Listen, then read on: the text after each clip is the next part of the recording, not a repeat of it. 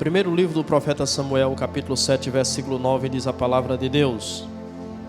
Então, tomou Samuel um cordeiro que ainda mamava e sacrificou-o inteiro em holocausto ao Senhor. E clamou Samuel ao Senhor por Israel. E o Senhor lhe deu ouvidos. E sucedeu que, estando Samuel sacrificando o holocausto, os filisteus chegaram à peleja contra Israel. E trovejou o Senhor aquele dia com grande trovoada sobre os filisteus e os aterrou de tal modo que foram derrotados diante dos filhos de Israel. Até aqui. A igreja pode sentar em nome de Jesus. Ao lermos as páginas do Antigo Testamento, nos deparamos com a história e a trajetória do povo de Israel. E o povo de Israel, geralmente, é alvo de críticas, de apontamentos e de julgamentos por nossa parte. Um povo que tem uma história que, de fato, em muitos pontos, em muitos aspectos, merece críticas, merece observações, mas que é um povo que exemplifica a perfeita caricatura do ser humano. O povo de Israel, que fora chamado, vocacionado, escolhido por Deus, foi um povo que tem uma história que, em muitos aspectos, ela é inspiradora. É um povo que demonstra, através da sua história, a resiliência, a persistência, a perseverança. É um povo que, dentre os povos antigos, um povo que tem pelo menos 4.000 anos de história, é um povo que persiste, é um povo que ainda existe. Quantas nações antigas, até posteriores ao povo de Israel, já não existem mais, mas o povo de Israel permanece aqui. E como eu disse, é um povo que, em muitos aspectos da sua trajetória, merece sim críticas, merece sim julgamentos, da mesma forma que nós merecemos, porque é um povo que em muitos momentos viveu a plenitude da presença e da glória de Deus. Em muitos momentos foi extremamente espiritual, ao ponto de ter contato face a face com Deus, mas em outros momentos foi um povo que viveu um afastamento de Deus, de tal modo que Deus se silenciou com relação a eles. Um povo que em alguns momentos tinha a capacidade de ser extremamente espirituais e em outros momentos tinha a capacidade de ser extremamente carnais, mundanos, seculares. Um povo que em muitos momentos da sua trajetória se equiparava aos pagãos. E o texto que lemos nos mostra um desses momentos. A Bíblia diz que o povo de Israel vivia em crise espiritual. Até mesmo o sacerdócio vivia em crise espiritual. E o sacerdócio fora alertado por Deus, mas não deu ouvidos. E o sacerdócio era aquele que regia a nação. Sabemos que essa história está inserida em um contexto de judicatura, ou seja, em um período onde não havia monarquia, não havia rei em Israel. Haviam juízes. E o sacerdote era também um juiz. Não necessariamente todos os juízes foram sacerdotes, mas o sacerdote em ocasião, que era Samuel, também profeta, ele era juiz da nação de Israel.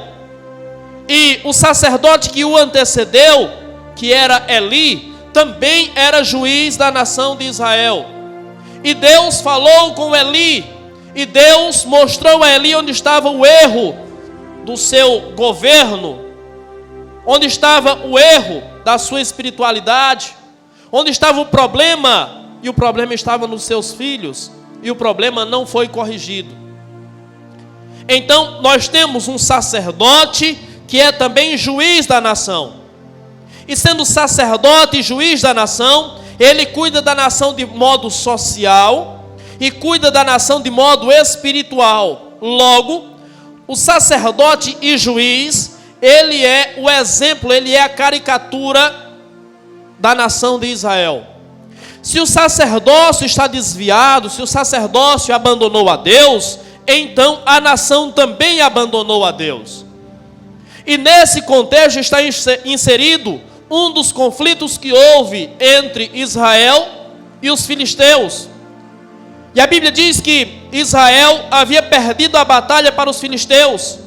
E os filisteus haviam carregado a arca da aliança, haviam levado a arca da aliança embora.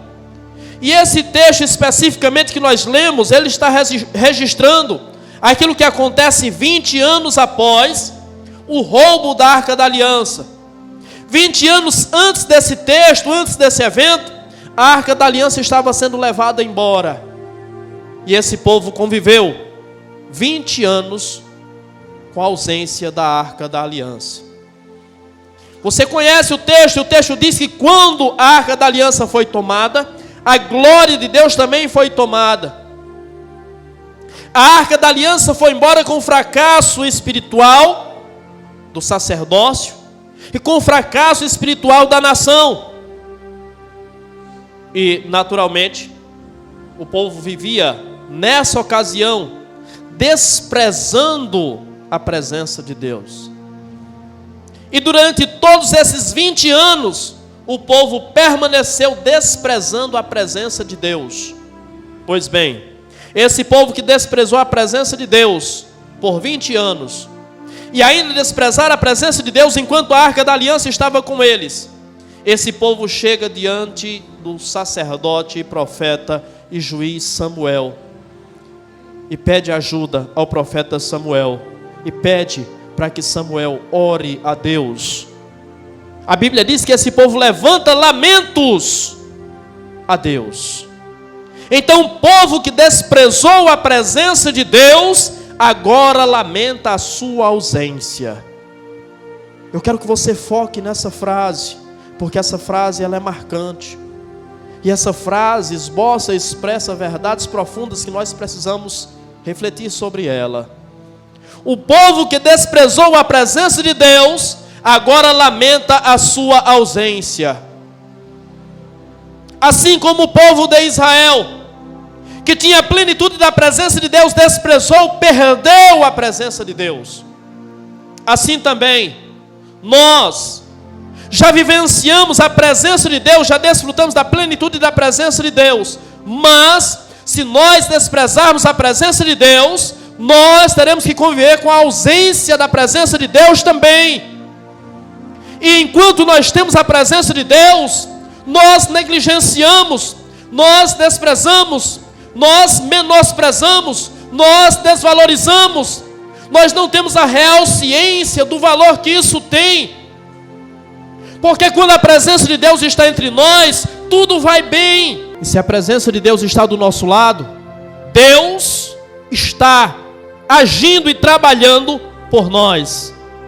E quando Deus está agindo e trabalhando por nós, tudo vai bem. Se tudo vai bem, nós relaxamos. Nós não sentimos a necessidade de buscarmos a Deus, porque gera-se na nossa mente uma falsa equivalência. Se eu estou bem, isso significa que eu estou agradando a Deus. E se eu estou agradando a Deus, eu não sinto necessidade de fazer algo mais. Eu não sinto a necessidade de dar o segundo passo. Eu não sinto a necessidade de orar mais. Eu não sinto a necessidade de cultuar mais. Eu não sinto a necessidade de me aprofundar nas Escrituras. Eu não sinto a necessidade de expressar de maneira mais clara, mais veemente, mais enfática a minha espiritualidade. E a consequência natural disso é que nós começamos a nos tornar seculares. A consequência natural disso é que nós começamos a mundanizar a nossa vida. De repente aquilo que era valoroso perde o valor, aquilo que fazia sentido na nossa vida perde o sentido. De repente a igreja já não é mais importante, de repente a presença de Deus já não é mais importante, de repente a comunhão já não é mais importante, e nós vamos desprezando. O povo que tinha sobre a sua vida a presença de Deus, desprezou a presença de Deus. Agora, esse povo tem que conviver com a ausência de Deus. E agora esse povo percebe, a ausência de Deus dói, a ausência de Deus machuca. Não dá para conviver com a ausência de Deus. Quem já sentiu a presença de Deus, quem já viveu na presença de Deus, não consegue mais viver sem essa presença. Então, em nome de Jesus, olhe para essa palavra, ouça essa palavra. E se você tem a presença de Deus, não negligencie ela, não despreze ela, porque chegará o dia, porque chegará o tempo que você lamentará a ausência de Deus. Chegará o dia que você cantará cânticos de lamento, você derramará lágrimas de lamento, porque Deus não fala mais com você. E quantas vezes Ele tem falado e você tem desprezado aquilo que Ele tem falado? Culto após culto, domingo após domingo, Deus tem falado com você e você tem desprezado. Quantas vezes Deus tem chacoalhado você e você, como árvore morta, não esboça reação nenhuma. Chegará o dia em que Deus vai parar de falar com você. E se Deus parar de falar com você, se Deus deixar de manifestar a sua presença na sua vida, você sentirá a sua ausência e será dolorosa a ausência de Deus na sua vida. 20 anos convivendo com a ausência de Deus, e isso custou caro, e isso doeu.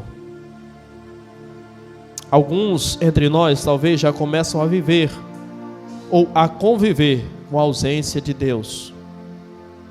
Alguns entre nós talvez já estejam vivendo esse processo de afastamento de Deus. Consequentemente, desprezando a Deus, começam a ser deixados de lado por Deus. E a pergunta que se faz é: por quanto tempo isso durará? Por quanto tempo você suportará isso?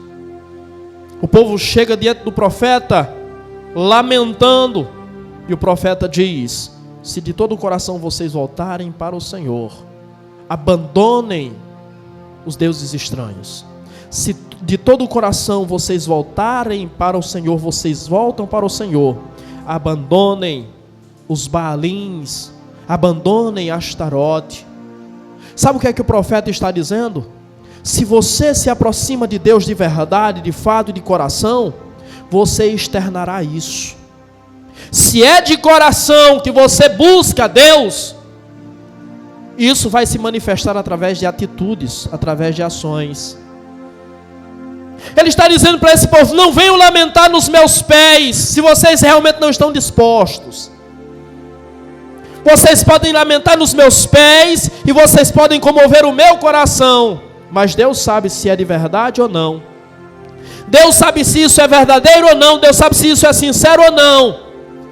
Então, se vocês voltam para o Senhor, voltem de coração. E se é de coração que vocês voltam para o Senhor, então abandonem os deuses falsos. Então abandonem os Baalins, então abandonem os Astarotes, então abandonem o pecado, então abandonem a antiga vida, então mostrem através de atitudes e de ações que vocês realmente voltam para o Senhor de coração. Buscar-me-eis e me achareis, quando me buscarem de todo, disse o profeta Jeremias. Se não é de coração que você o busca, Ele sabe. E se não é de coração que você o busca, você não o encontrará. Se não é de coração que você o busca, Deus não vai receber e Deus não vai aceitar você. Quando o profeta diz: se é de coração que vocês voltam para o Senhor, então abandonem os Baalins. Baalins é um plural de Baal. E Baal era um deus cananeu, adorado e servido como Deus da fertilidade. Era o Deus que fertilizava a terra. Nós sabemos que Israel era uma nação agrícola e vivia da agricultura e da agropecuária. Então, se o profeta está dizendo abandonem Baal, isso significa que eles tinham colocado em Baal a esperança de fertilizar a terra. Em outras palavras, ele estava dizendo que aquele povo tinha Baal como sendo a fonte do seu suprimento, tinha Baal como sendo a fonte do seu alimento, tinha Baal como sendo aquele que os alimentava. E ele está dizendo: abandonem Baal, porque Baal não fertiliza nada. Abandonem Baal, porque não é de Baal que vem a fertilidade da terra, não é de Baal que vem o vosso trigo, não é de Baal que vem os vossos animais, é do Senhor. Mas eles adoravam também Astarote. E Astarote era uma deusa que também era considerada como deusa da fertilidade. Não confunda Astarote com Astarte. Astarte era a esposa de Baal. Astarote era conhecida como deusa da fertilidade e era conhecida como deusa da guerra. Então o que é que o profeta está dizendo? Abandonem aqueles em quem vocês confiam, abandonem aqueles em quem vocês acreditam que são a fonte do alimento, do suprimento, e abandonem aqueles em quem vocês confiam como sendo aqueles que os defendem, aqueles que lutam, aqueles que militam pelas vossas vidas. Ora, esses deuses também eram adorados pelos filisteus. E os filisteus, 20 anos antes, venceu o povo de Israel. Então não é em Astarote que o povo tem que confiar para vencer as suas guerras. É em Deus. Será que você não está depositando a sua confiança em outros deuses que não Deus? Será que não é em outras fontes que você está buscando? Será que não é em outras fontes que você está buscando respostas? Será que não é em outras fontes que você está buscando suprimento? Será que não é em outras fontes que você está buscando vencer as suas guerras, vencer as suas lutas, vencer as suas batalhas? Talvez você tenha batalhas internas e você ainda não as venceu, porque o Deus que domina o seu coração não é Yahvé. O Deus que domina o seu coração é Astarote. É em Astarote que você confia. É Astarote que é a sua deusa da guerra. Se é para voltar para o Senhor, então volte de coração. Abandone. O que tem que ser abandonado? O que tem que ser deixado? O que tem que ser extirpado da sua vida? Abandone. Quer voltar para o Senhor? Então mostre que você de fato quer voltar para o Senhor. O profeta então diz: preparem o vosso coração para o Senhor e servi a Ele só. Sirvam somente a Ele. Prepare o seu coração para o Senhor. Ou seja, o profeta está dizendo: não é simplesmente vocês virem a mim e clamar, lamentar, e achar que assim Deus vai ouvir, e achar que assim Deus vai responder, e achar que assim Deus vai operar. Não é tão simples assim como vocês imaginam. Vocês querem voltar para o Senhor, então preparem os seus corações. Tiago, na sua carta, diz: limpai as mãos, pecadores, purificai os vossos corações, hipócritas. Às vezes nós estamos querendo oferecer para Deus as coisas do nosso jeito, como está, ou como estamos. E não é problema querermos oferecer-nos a Deus como estamos. É isso que temos que fazer. O problema é achar que Deus nos aceitará convivendo conosco no estado em que nós estamos. Por isso o profeta adverte o povo a buscar a Deus de coração e abandonar os falsos deuses. Mostrem. Com isso vocês estão preparando o seu coração para apresentar-se a Deus. Com isso Deus passará a fazer parte das vossas vidas. E sirvam a Ele somente. Sirva a Ele somente. Nesse contexto ele está dizendo para que sejam abandonados os ídolos, os deuses estranhos. Mas eu quero trazer para o nosso contexto. Eu quero que você traga para o seu contexto. Sirva a Ele somente. Sirva a Ele de verdade. Sirva a Ele com intensidade. Sirva a Ele de coração. Faça dele o seu Deus, faça dele o seu Senhor. Sirva a Ele somente, não sirva ao pecado. mas que Ele, e tão somente Ele, tenha espaço na sua vida. E assim, Ele os libertará. Então o profeta está mostrando as condições necessárias para que Deus liberte esse povo. Querer ser liberto é fácil. Desejar ser liberto é fácil. Mas entender o que precisa ser feito para que a liberdade de fato ocorra, aconteça, aí é uma outra história. Querer passar pelo processo, aí é uma outra história. E aí, quando nós nos deparamos com aquilo que é necessário, nós percebemos que, de fato, nós não queremos. Nós desejamos, mas não queremos. Desejar não é a mesma coisa que querer. Querer é fazer acontecer. Querer é ir atrás. Querer é lutar. Querer é se conformar à situação a qual é necessária para que aquilo que nós queremos, de fato, aconteça, ocorra. E esse povo fez. Da forma que o profeta estava falando, esse povo fez. A mensagem para você é: sirva a Deus somente. E prepare o seu coração para o Senhor. Prepare o seu coração para receber o Senhor. Não pense que Ele vai habitar na sua vida da forma que você quer. Tem que ser da forma que Ele quer. Prepare-se, porque Ele quer habitar e Ele quer fazer parte da sua vida e da sua história.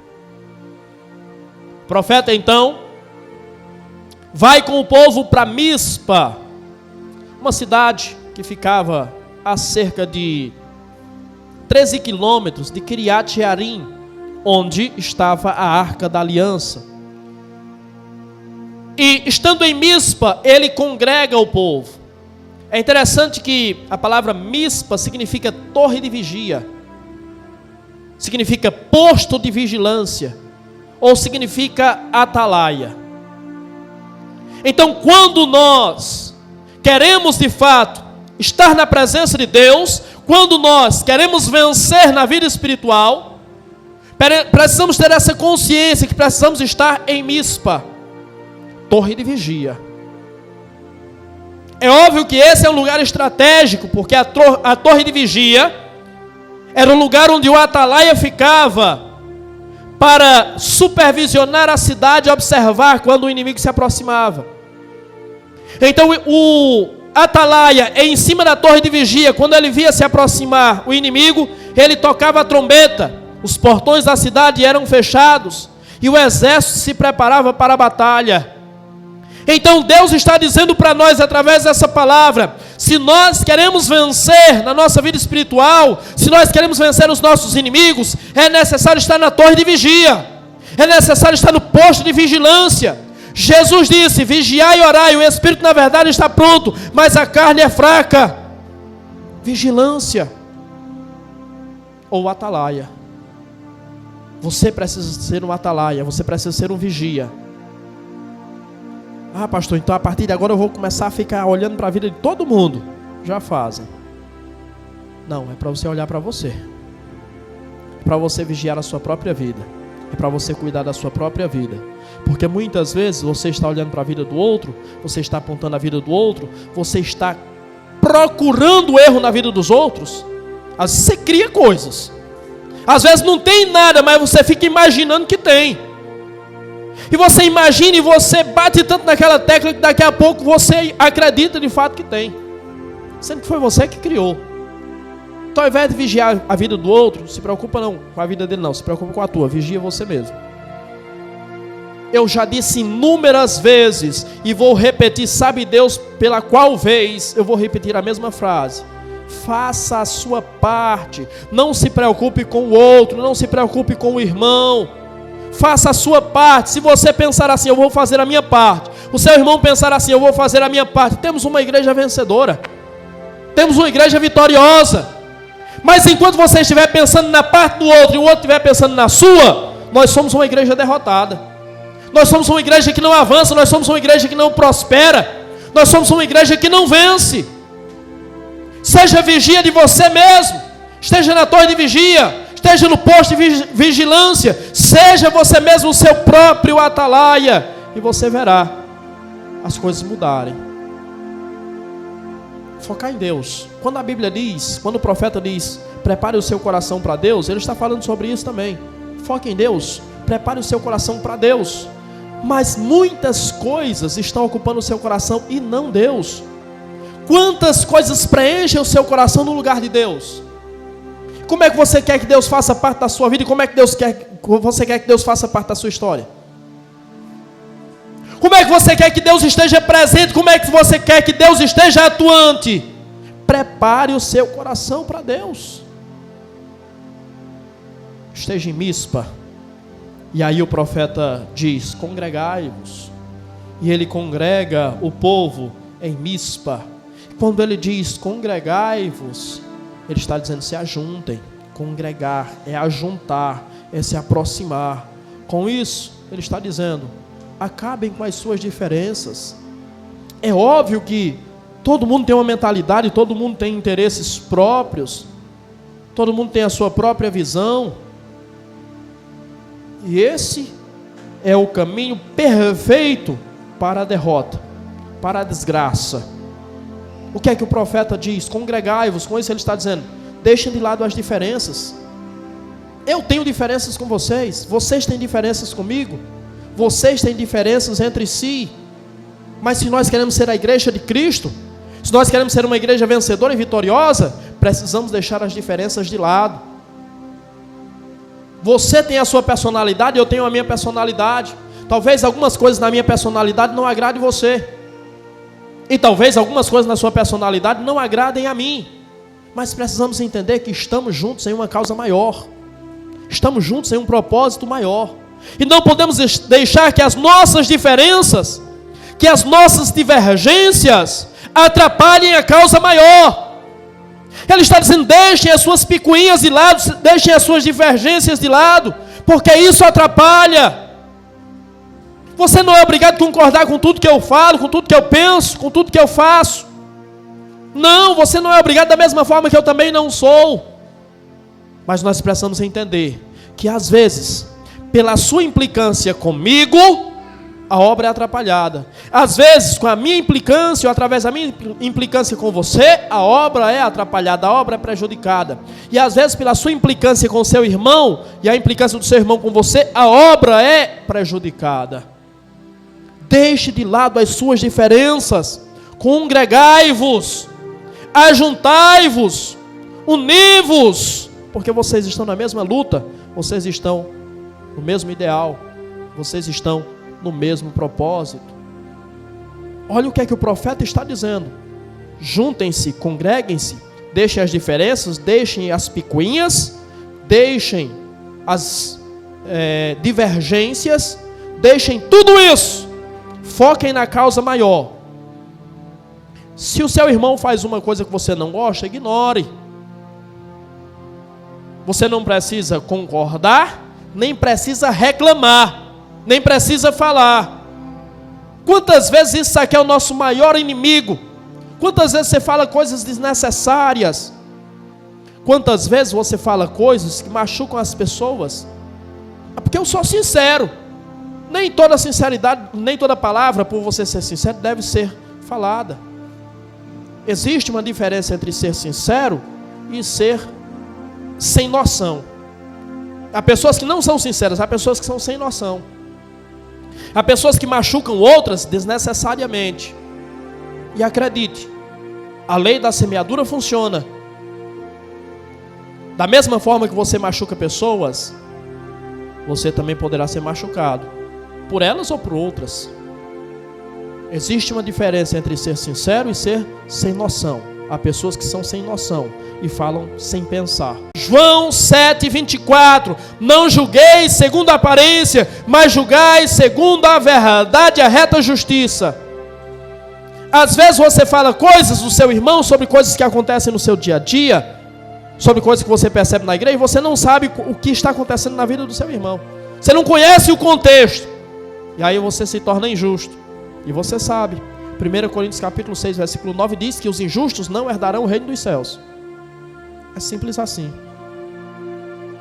Aí às vezes a pessoa apronta um monte, e aí a igreja começa a sofrer problemas, pessoas começam a se afastar da igreja. Ou você acha que muitas pessoas se afastam da igreja por quê? Muitas pessoas se afastam da igreja por atitudes de irmãos, por palavras de irmãos, que machucam, que ferem. Ah, pastor, mas eu falei uma palavra que, sei lá, tão inocente. O irmão também é muito mimizento, é muito mufino. A força de uma palavra deve ser entendido de acordo com o estado emocional de cada pessoa. Às vezes, você falará palavras absurdas e duríssimas com alguém, essa pessoa vai rir, está tranquilo, porque o seu estado emocional está elevado, essa pessoa está tranquila. Mas às vezes essa pessoa está abalada emocionalmente por questões religiosas, eclesiásticas, questões da igreja, ou questões relacionadas à sua própria vida. E aquela palavra, que em um outro contexto não causaria mal algum, pode matar, pode destruir. Por isso que Provérbios diz que o poder da vida e da morte está na língua. Por isso que a Bíblia diz, é melhor calar do que falar. Quanto mais você falar, mais perto estará de pecar. Por isso que Provérbios 19:2 diz, aquele que se apressa, peca. Calma. O profeta está dizendo, congregai-vos, ajuntem-se. Você sabe que no ajuntamento é que vem a bênção de Deus. O Salmo 133 diz isso. No ajuntamento, na união é que desce a bênção de Deus. A presença de Deus também se manifesta na união. Quando você lê Atos capítulo 2, o texto diz, estavam todos reunidos no cenáculo. De repente, veio do céu um som como de um vento veemente e impetuoso, e línguas repartidas como de fogo, e começaram a encher aquele ambiente. Na união, na congregação. Ah, pastor, mas a gente erra, fazer o quê? A gente machuca pessoas, mas o pastor está aí para isso. O pastor está aí para apaziguar, o pastor está aí para resolver, o pastor está aí para unificar, o pastor está aí para ir atrás de quem se perdeu, para ir atrás e para reaquecer aquele que esfriou. Sabe o que o profeta diz? O profeta diz, congregai-vos, e aí tem todo esse contexto que eu falei para você, e ele diz, e eu vou orar. Ou seja, se você não fizer a sua parte, não adianta eu orar. Se eu orar e você não trabalhar para que a coisa aconteça, se você não buscar paz, nós lemos Romanos capítulo 12, paz. Se você não buscar a paz, a minha oração não será atendida. E você comete erros, você comete insanidades, e depois joga a bucha para mim? Sou eu que tenho que resolver? Não é assim que funciona, não. Não é assim que você vive, de fato, como discípulo de Cristo. Não é assim que Cristo nos ensinou a vivermos na sua presença. O povo congrega, o povo lamenta, e o profeta ora. Mas antes do profeta orar, a Bíblia diz que o povo pega água e derrama água em oferta a Deus. Derrama água em sacrifício diante de Deus. A água que eles derramam em sacrifício diante de Deus representa o seu arrependimento. Representa um arrependimento genuíno. A água que eles derramam diante de Deus representa o seu desespero espiritual. E a água que eles derramam diante de Deus demonstra que era aquilo que eles tinham para oferecer a Deus. O que Deus está nos dizendo é: se você quer voltar para mim, se você quer habitar no meu coração, então me entregue o que você tem. O que é que aquele povo tinha? Água. Então me entregue o que você tem. Eles derramaram água perante o Senhor. O que é que você tem para entregar ao Senhor? Dê o que você tem. Pastor, eu tenho um sorriso. Dê o seu sorriso. Pastor, eu tenho glória. Dê o seu glória. Pastor, o que eu tenho hoje são lágrimas. Dê as suas lágrimas. Pastor, o que eu tenho hoje é arrependimento. Dê o seu arrependimento. Dê o que você tem. Entregue o que você tem e Deus vai receber. Em outras palavras, entregue-se. Aquela água demonstra o arrependimento. Eles estão se entregando a Deus. Entregue-se por completo a Ele. Então, quando o povo está congregado, a notícia corre. Observe, a notícia corre entre o arraial do inimigo, quando a igreja está congregada, quando a igreja está unida, quando a igreja está forte. O povo está congregado em Mispa, a notícia corre para os filisteus. O povo está congregado, o povo está unido. E isso causa alvoroço entre o inimigo. E o inimigo se dispõe a ir e pelejar contra o povo de Israel. Uma igreja que não se une, uma igreja que não vive a unidade da fé, é uma igreja que é inerte, é uma igreja que não incomoda o inimigo, é uma igreja que não faz diferença nenhuma no mundo espiritual. Mas a igreja que começa a congregar, que começa a se unir, que começa a se consagrar, que começa a se entregar, que prepara o seu coração para receber a presença de Deus, é uma igreja que começa a incomodar o inimigo. É uma igreja que começa a chamar a atenção do inimigo. É uma igreja que faz o inimigo sair do seu comodismo para militar contra ela. E aí vem a verdade da igreja. A verdade da igreja não consiste em bonança, em paz. A verdade da igreja consiste em perseguição, em lutas, em guerras. O contexto e a história da igreja é marcada por isso. O inimigo então se prepara para atacar Israel. O inimigo, quando você se entregar de verdade, o inimigo vai combater contra você. Pode prestar atenção. Às vezes, quando você está frio espiritualmente, quando você está morto, quando você começa a se afastar, as guerras diminuem, as lutas diminuem, os problemas diminuem. Parece que você começa a experimentar e vivenciar um tempo de bonança. Mas quando você começa a buscar a Deus, que deveria acontecer exatamente isso, a presença de Deus está comigo, então tudo vai dar certo. As coisas começam a dar errado, as lutas começam a acontecer, as fofocas começam a se levantar. É o inimigo se preparando para batalhar contra você, porque ele viu em você um potencial adversário, porque ele viu em você potencial para abalar o seu arraial. Mas quando o inimigo se levantar para guerrear contra você, se você entregou de fato a sua vida para ele, ele vai se deparar não com você, fraco, fragilizado, que só tem água para derramar, só tem água para ofertar. Ele não vai se deparar com você, que só tem lágrimas para ofertar, mas ele vai se deparar com o seu Deus, que recolhe as suas lágrimas. Com o seu Deus, que diz o profeta Isaías, que trabalha para aqueles que o amam. 20 anos atrás, esse povo venceu Israel, subjugou Israel, e há 20 anos Israel está sendo subjugado por esse povo. Se 20 anos atrás eles conseguiram, agora será muito mais fácil. É isso que eles têm em mente, agora será muito mais fácil, e eles vão contra o povo de Israel.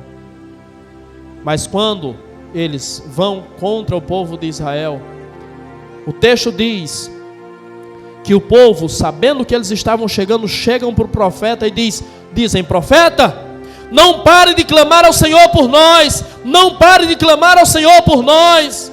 Então, se o inimigo se levanta, se os desafios vêm, se a guerra se projeta, não pare de clamar ao Senhor.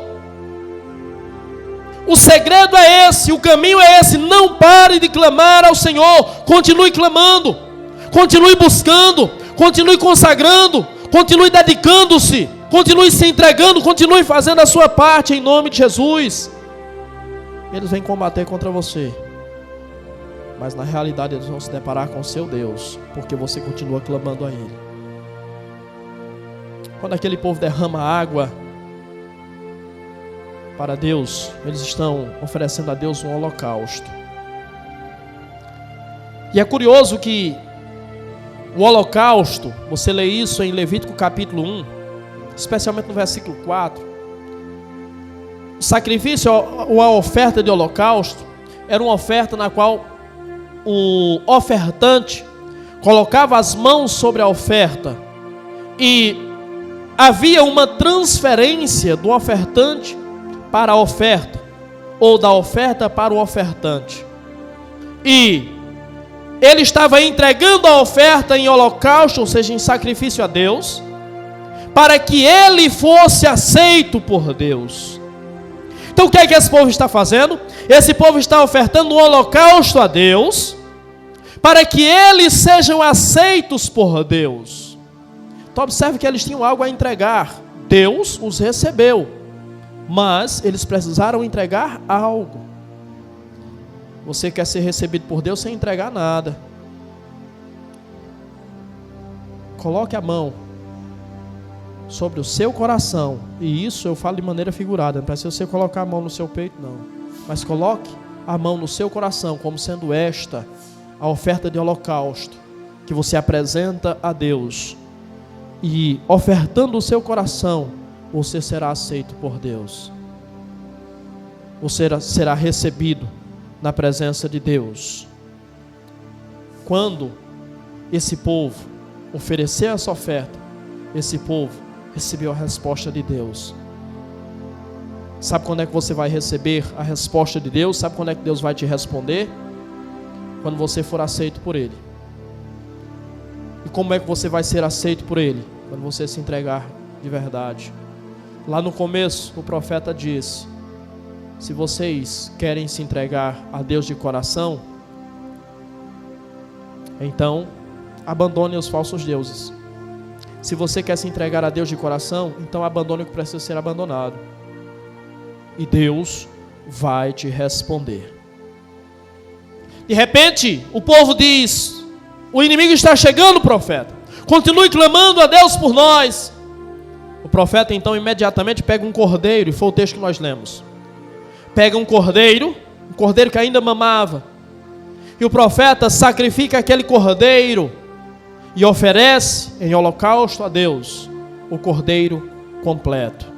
Aquele cordeiro agora tem o sentido inverso, tem a motivação inversa. Se a água fazia com que eles fossem aceitos por Deus, agora aquele cordeiro é uma oferta pelo pecado.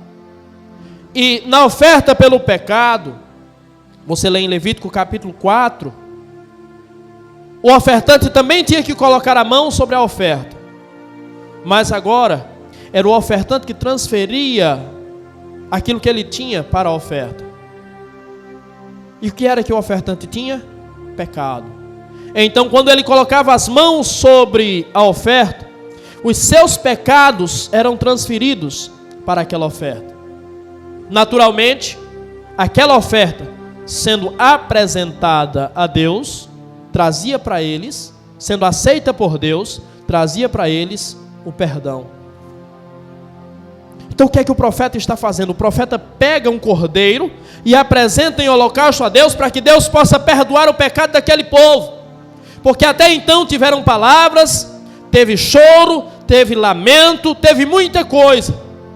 Teve a demonstração de arrependimento, mas até agora ficou nisso. Agora o profeta oferece o sacrifício. E quando o profeta oferece o sacrifício, então Deus perdoa.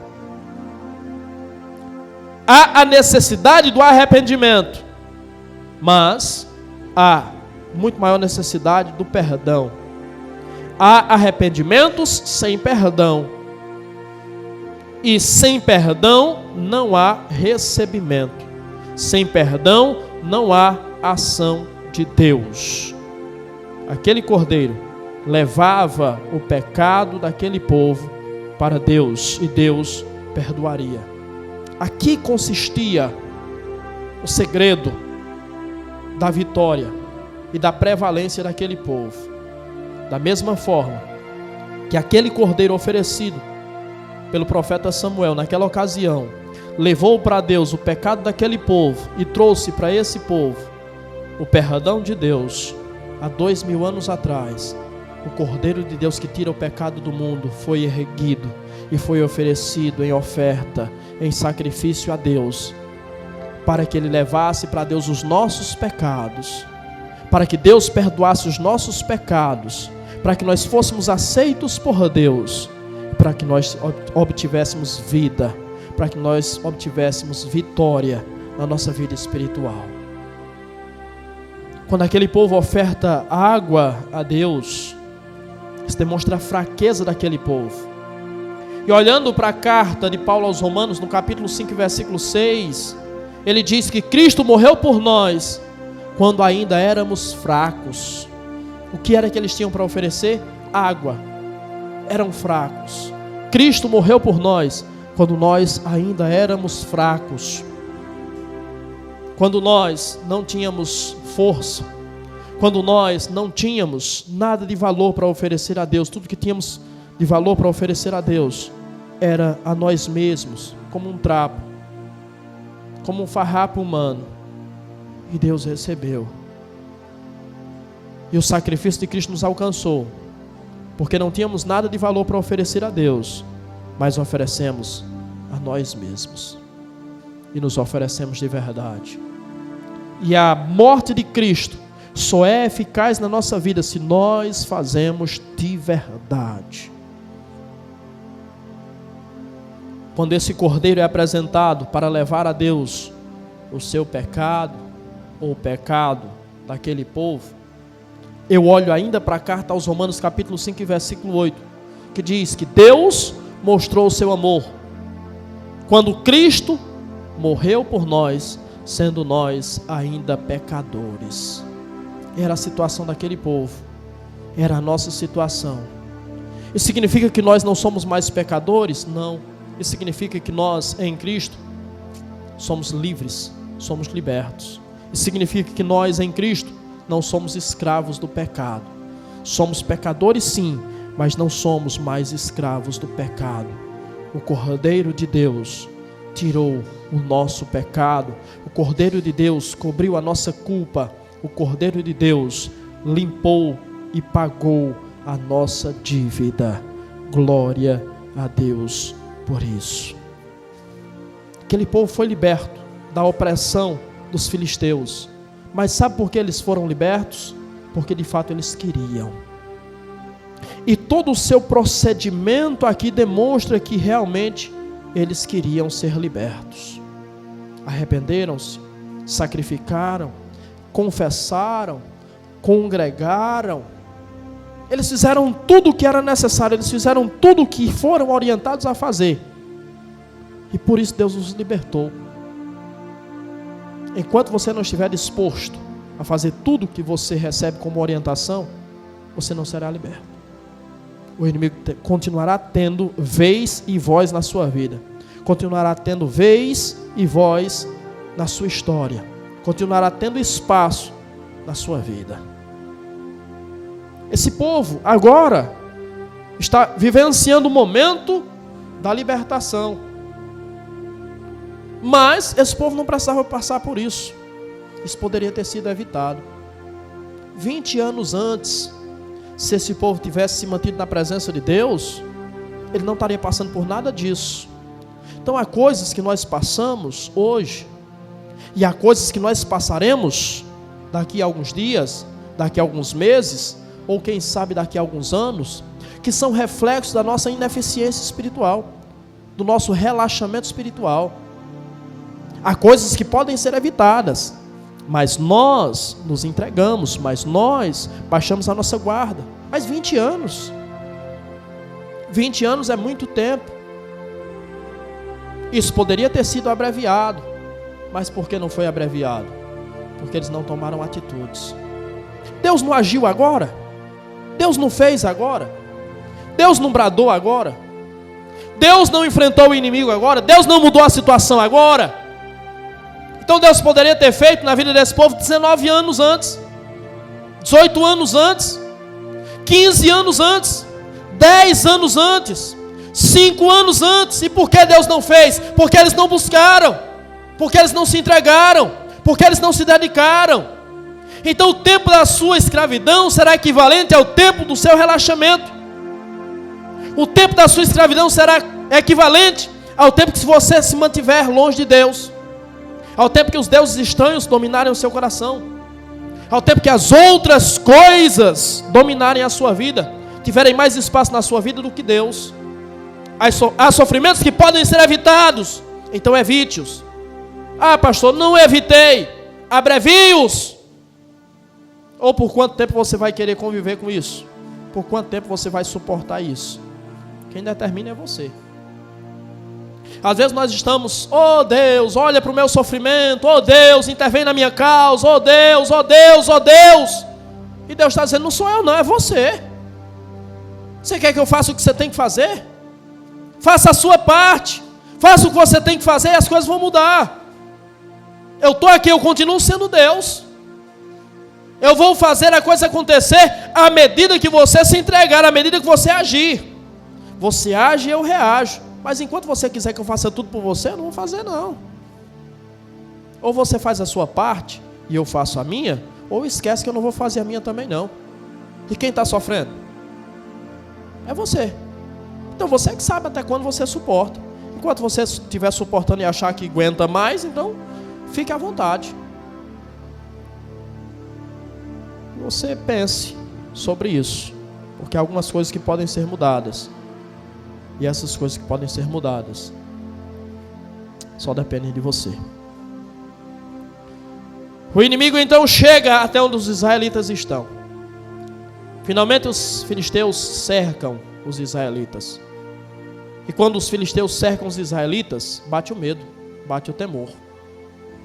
Vem na memória 20 anos antes a certeza da vitória, mas então veio o fracasso, veio a derrota. E esse povo atemorizado, o profeta então ora a Deus, sacrifica a Deus.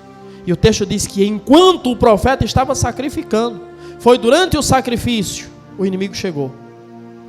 Você percebe que a vida está em constante movimento? Não espere que o inimigo dê uma pausa para você então se consertar com Deus, para você se entregar a Deus, para você consertar a sua vida espiritual, aí depois o inimigo... Não. A vida está em constante movimento. As coisas estão acontecendo constantemente, tudo ao mesmo tempo na sua vida. Enquanto ele está sacrificando, o inimigo chega. E enquanto o inimigo chega, Deus aceita a oração e Deus aceita o sacrifício que está sendo oferecido pelo profeta. E a Bíblia diz que Deus trovejou do céu. Enquanto o inimigo se preparava para a peleja, se acampava para pelejar, Deus trovejou do céu. Deus bradou do céu contra o inimigo do seu povo. Deus ainda brada do céu contra o inimigo do seu povo. Mas esse povo tem que sacrificar. Esse povo tem que se entregar. Esse povo tem que ofertar a sua vida a Deus. Imagina a cena. Alguns estudiosos dizem que houve uma tempestade. Outros estudiosos, como Flávio Josefo, historiador judeu, diz que houve um terremoto naquele ambiente. Ele ainda diz que a terra se abriu e engoliu uma parte dos filisteus. Certo é que os filisteus estão indo contra os israelitas. O dia está ensolarado, está belo, perfeito para uma batalha, perfeito para uma guerra. Mas quando eles vão se aproximando, o tempo começa a fechar. As nuvens começam a tomar o céu. O sol se esconde. Os trovões começam a bramir. Os raios começam a cair. E o texto diz que Deus venceu aqueles inimigos. Deus venceu aquele povo. A vitória não se deu pela força, nem pela mão, nem pelo braço dos israelitas. Deus venceu aquele povo. A sequência do texto vai mostrar que aquele povo ficou aterrado, aterrorizado. Então fugiu. E quando eles fugiram, os israelitas, que estavam em desvantagem, foram atrás deles e os mataram e os venceram. A vitória foi um presente concedido por Deus. Deus venceu a batalha por aquele povo. E agora, os filisteus fogem, são perseguidos e são vencidos. Onde eles são vencidos? Eles são vencidos em um lugar, em uma região chamada Efeca, que ficava na região de Ebenezer.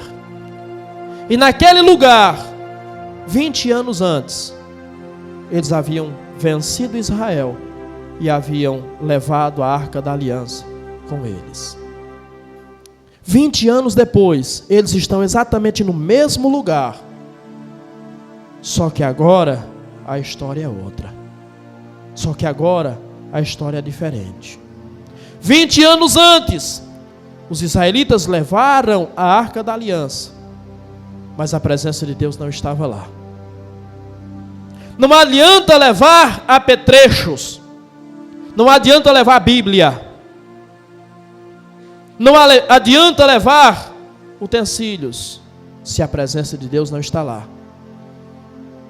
Não adianta um monte de coisas, se a presença não está lá.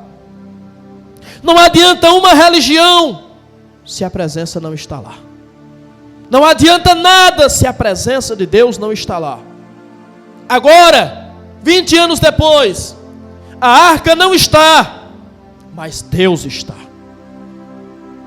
E isso fez a diferença. Deus estava naquele ambiente, no mesmo lugar que eles venceram o povo de Israel. Naquele dia, eles foram vencidos pelo Deus do povo de Israel. Exatamente no mesmo lugar. Lembra da palavra que Jesus direciona à igreja de Éfeso, Apocalipse capítulo 2? Lembra, pois, onde caíste, e arrepende-te, volta à prática das primeiras obras, no mesmo lugar. Deus está convidando você nessa noite para fazer uma reflexão, para fazer uma autoanálise. Onde foi que você falhou? Onde foi que você tropeçou? Onde foi que você caiu? Onde foi que você parou? Onde foi o lugar da tua derrota? Volta lá e vence. No lugar que você perdeu, você vai vencer. É no lugar que você perdeu que você deve vencer. É sobre o inimigo que você perdeu que você deve obter vitória. Em nome de Jesus, ouça o que Deus está falando com você e receba a vitória que Deus tem preparado para você, a vitória que Deus tem preparado para o seu povo.